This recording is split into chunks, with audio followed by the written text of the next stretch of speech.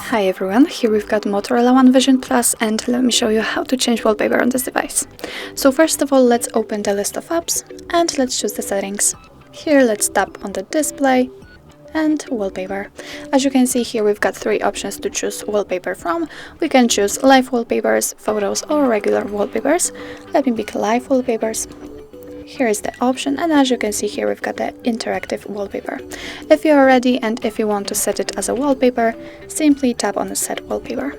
As you can see here, we've got also two options to choose from. We can apply wallpaper to your home screen or home screen and lock screen. Let me pick, for example, both, and let's get back. As you can see, the wallpaper has been changed successfully. So that's all. This is how to change wallpaper in your Motorola One Vision Plus. Thank you so much for watching. I hope that this video was helpful, and if it was, please hit the subscribe button and leave the thumbs up.